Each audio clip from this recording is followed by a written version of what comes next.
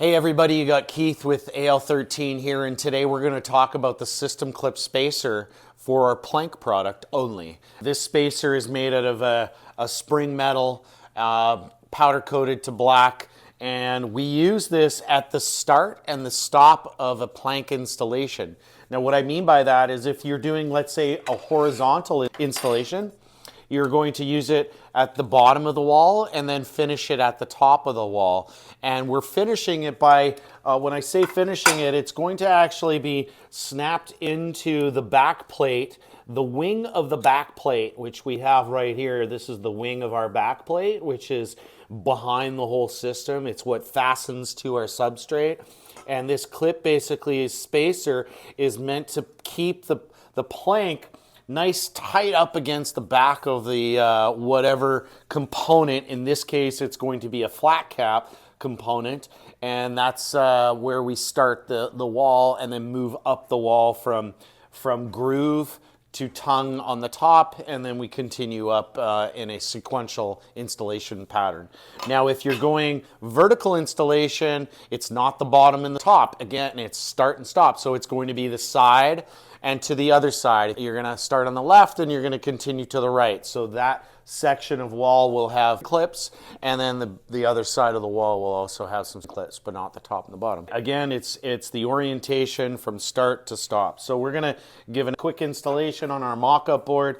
So we're going to just put a plank clip on, and if you don't know what the plank clip is, this is the clip that actually gets fastened to the wall. There's another video on that. Just go through our video catalog and you'll see how to install and work this plank clip, which is part of the installation as well. Today we're talking about our system clip spacer.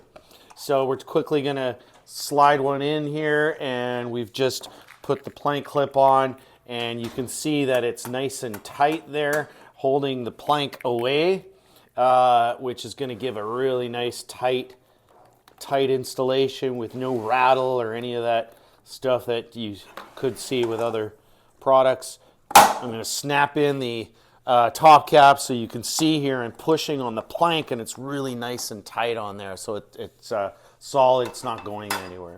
So now I'll take the groove and put it into the tongue of the first plank that we installed. We'll say this is a horizontal installation for this particular detail.